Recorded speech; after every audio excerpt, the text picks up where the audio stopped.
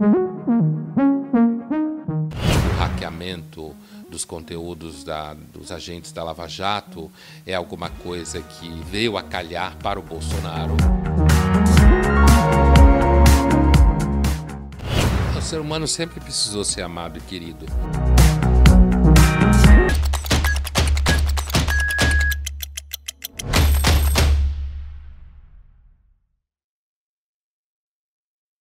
Pernambucano Luiz Felipe Pondé é comentarista na TV Cultura, na Folha de São Paulo e também autor de vários livros.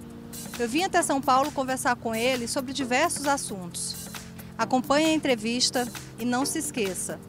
Curta, compartilhe, se inscreva no canal, ative o sininho no canto direito da tela. Eu já vou te fazer a primeira pergunta, pegando um gancho no seu último livro, né?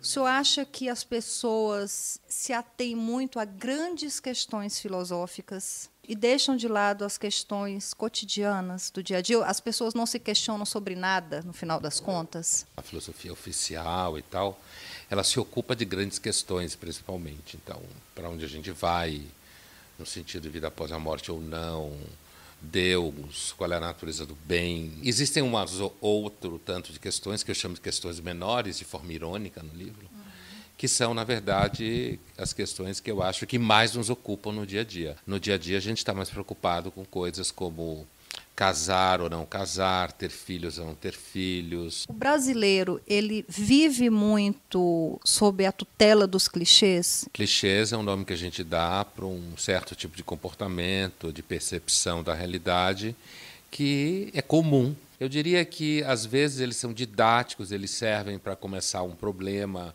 uma reflexão, mas se você quiser aprofundar, os clichês, de alguma forma, estão sempre um pouco aquém da realidade complexa. O jovem também nunca esteve tão em evidência profissionalmente. Por exemplo, a empresa, ela respeita muito mais um jovem do que uma pessoa mais velha, a experiência do mais velho. Você acha que isso é uma tendência, um comportamento que vai continuar? E se isso sim é reflexo dessas mídias, dessa geração que veio com esse advento dessas novas mídias? Essa tendência a valorizar o mais jovem em detrimento do mais velho, isso já vem acontecendo há algum tempo. Isso tem a ver não só com o fato de que em certas profissões você precisa ter um domínio de novas mídias e ferramentas e aplicativos, e os mais jovens têm, mas também no sentido de que o mais jovem é mais barato, muitas vezes, ele tem mais energia para trabalhar de graça, ou trabalhar quase de graça. Ele não tem tantas complicações quanto pessoas mais velhas, problemas de saúde, problemas de filhos para lidar, ou mesmo filhos mais velhos. E tem uma coisa também que é da própria estrutura do capitalismo, que é essa tendência a depender do novo, né, do que está associado aos novos avanços sociais, políticos, tecnológicos. Então, a troca de guarda em empresas, executivos de 50 anos que perdem emprego, já acontecem antes das mídias sociais. Você tem uma fala que eu acho assim, incrível, que você fala que não há como pensar sem correr riscos. E eu vejo o seguinte, que a gente está numa época em que as pessoas querem muito ser aceitas, serem bonitas, serem felizes, serem amadas, muito clique. E você acha que isso é reflexo da falta de leitura, de pensamento, de senso crítico? Não, acho que ninguém nunca foi muito crítico, ninguém nunca leu muita coisa. Acho que a leitura é uma coisa que ainda não pegou na espécie. É mais raro. Hoje, você tem mais acesso à informação e um acesso, muitas vezes, fragmentado. Então, eu acredito que hoje é mais fácil você ter mais gente que tem algum tipo de conteúdo, mas o conteúdo é fragmentado. Enquanto que antes as pessoas que tinham conteúdo normalmente eram pessoas que passavam muito tempo em bibliotecas, muito tempo lendo livros, mas não acredito que tenham sido os jovens de hoje que inventaram a falta de crítica, não. E por que dessa necessidade tão grande das pessoas, nesse momento, de serem aceitas, amadas e queridas nas redes sociais? O ser humano sempre precisou ser amado e querido. Acho que as redes sociais, elas trazem um agravamento de uma necessidade e num nível de escala que causa dependência, ansiedade. A adição às mídias sociais se dá, porque essa adição também, de alguma forma, mantém você longe das pessoas e mantém longe dos problemas que as pessoas significam, porque o vínculo com as pessoas é sempre ambivalente, né? Você gosta, você detesta, você ama, você odeia. E as redes sociais acabam capturando você num ciclo de vínculos que são mais ou menos reais, mas só que virou uma moeda de troca. Quem tem mais seguidor, quem recebeu mais like. Só uma pausa na entrevista para lembrar vocês. Curta, compartilhe esse vídeo e se inscreva no canal. Nas redes sociais, @blogdaema.com.br. E aí você falou de conhecimento fragmentado. Você acha que é isso que justifica essa indústria de coaches? Alguém vai lá, adquire um conhecimentozinho a mais e vira coach? Porque a gente tem coach para tudo.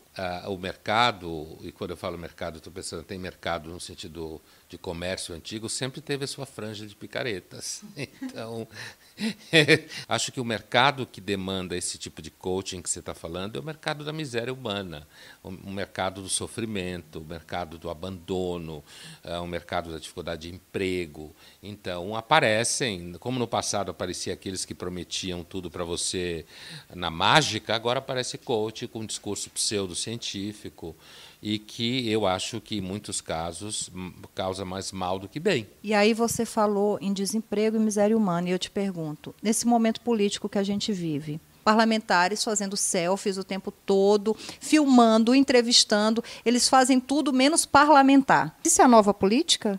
É uma política em que a cartografia depende do número de seguidores.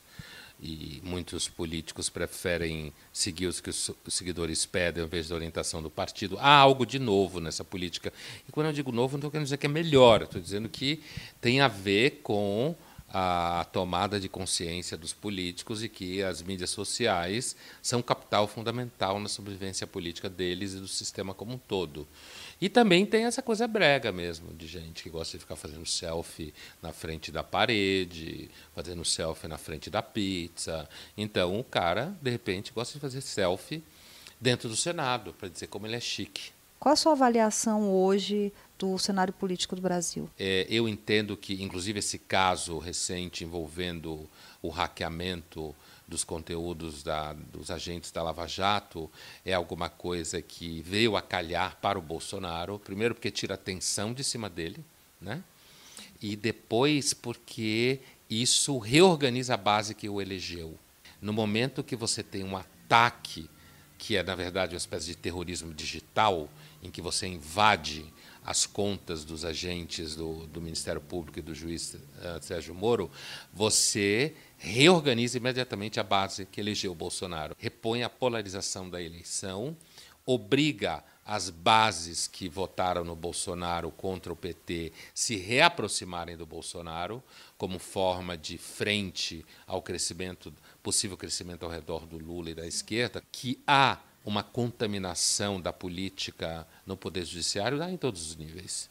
E que é possível imaginar que o juiz Sérgio Moro ou a Força Tarefa não sejam petistas de origem também é fácil de imaginar, assim como a gente sabe que tem elementos que são petistas de origem e de simpatia dentro do Poder Judiciário.